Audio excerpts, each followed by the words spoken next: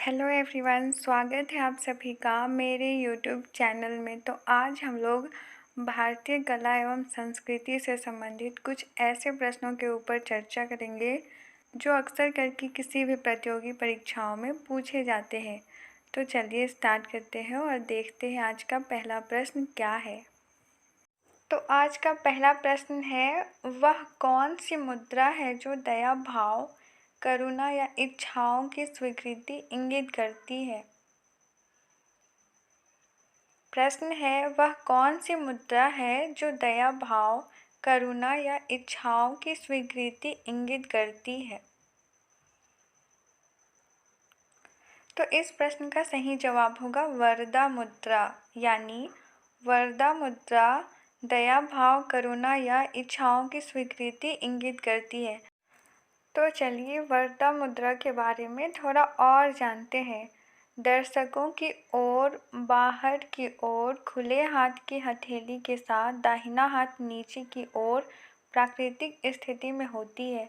यदि यह खड़ा हो तो यह थोड़ा सा आगे की ओर बढ़ा हुआ रखा जाता है। 5 विस्तारित उंगलियों के माध्यम से यह मुद्रा 5 पूर्णताओं को दर्शाती है। ये हैं उदारता, नैतिकता, धैर्य, प्रयास और ध्यान संबंधी एकाग्रता। अगला प्रश्न है, सिंधु घाटी सभ्यता का सबसे बड़ा स्थल किसे माना जाता है। प्रश्न है, सिंधु घाटी सभ्यता का सबसे बड़ा स्थल किसे माना जाता है। तो इस प्रश्न का सही जवाब होगा हरियाणा के राखीगढ़ी को, यानी सिंधु घाटी सभ्यता का सबसे बड़ा स्थल हरियाणा के राखीगढ़ी को माना जाता है। यहाँ अन्नागार, कब्रिस्तान, टेराकोटा की ईंटें आदि मिली हैं। इसे हड़प्पा सभ्यता की प्रांतीय राजधानी भी कहा जाता है। अगला प्रश्न है, दाढ़ी वाले पुजारी की मूर्ति कहाँ से प्राप्त हुई है।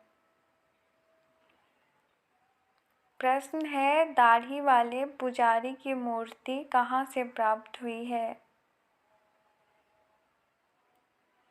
तो इस प्रश्न का सही जवाब होगा मोहनजोदड़ो से, यानी दाढ़ी वाले पुजारी की मूर्ति मोहनजोदड़ो से प्राप्त हुई है। तो चलिए थोड़ा इस मूर्ति के बारे में विस्तार से जानते हैं। दाढ़ी वाले पुजारी की अर्ध प्रतिमा, यानी शरीर का ऊपर का हिस्सा, यह स्टेटाइट की बनी हुई है और यह तिपतिया यानी ट्रेफॉइल पैटर्न वाली शॉल में लिपटे एक दाढ़ी वाले व्यक्ति की मूर्ति है, जिसकी आंखें लंबी हैं तथा आधी बंद हैं, जैसे कि वह ध्यान मुद्रा में हो। इस मूर्ति के दाहिने हाथ पर एक बाजूबंद और सिर पर सादी बुनी हुई पट्टिका है। अगला प्रश्न है, सारनाथ स्तंभ के शीर्ष फलक में कितने दिशाओं को निरूपित करते हुए पशु दर्शाए गए हैं। प्रश्न है, सारनाथ स्तंभ के शीर्ष फलक में कितने दिशाओं को निरूपित करते हुए पशु दर्शाए गए हैं। तो इस प्रश्न का सही जवाब होगा 4, यानी सारनाथ स्तंभ के शीर्ष फलक में 4 दिशाओं को निरूपित करते हुए 4 पशु, चौकड़ी भरता अश्व पश्चिम, हाथी पूर्व, वृषभ दक्षिण और सिंह उत्तर दर्शाए गए हैं। सारनाथ स्तंभ का शीर्ष फलक और पशु भाग भारत का आधिकारिक राष्ट्रीय प्रतीक है और ये पशु अनंत काल तक अस्तित्व का पहिया घुमाते हुए एक दूसरे का पीछा करते हुए प्रतीत होते हैं। हाथी रानी माया का स्वप्न एवं उनके गर्भ में प्रवेश करता हुआ श्वेत हाथी दर्शाता है। बैल वृष राशि का चिन्ह दर्शाता है, जिस महीने में बुध का जन्म हुआ था। अश्व कंधक अश्व को निरूपित करता है, जिसका बुद्ध ने राज्य से दूर जाने के लिए उपयोग किया था। सिंह ज्ञान प्राप्ति दर्शाता है।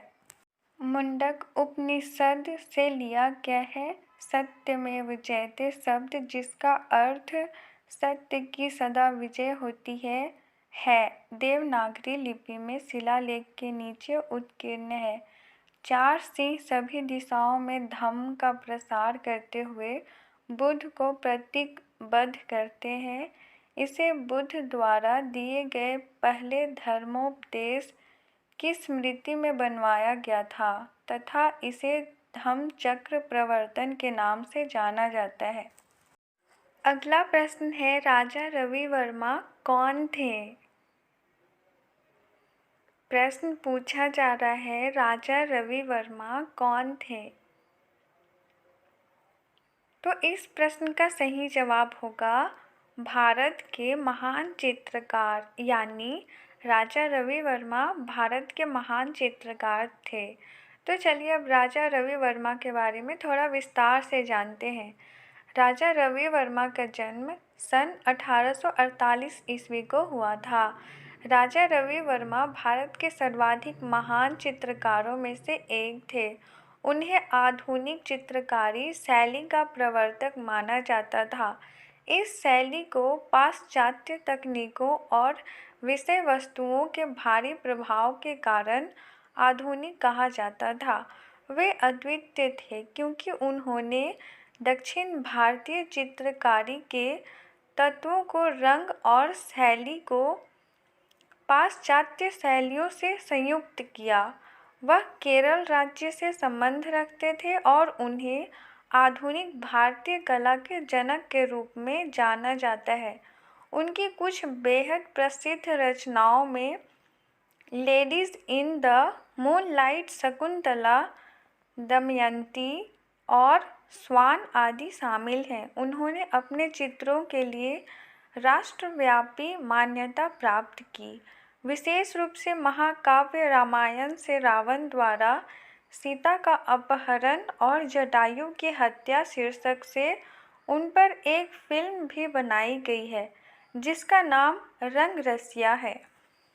पढ़ाई से संबंधित इसी तरह के और वीडियोस पाने के लिए मेरे चैनल पार्वती वॉइस टीवी को प्लीज़ सब्सक्राइब कीजिए और अगर वीडियो यूज़फुल रहा हो तो मेरे वीडियो को लाइक और शेयर ज़रूर कीजिए। वीडियो पूरा देखने के लिए आपका बहुत बहुत धन्यवाद। मिलते हैं नेक्स्ट वीडियो में।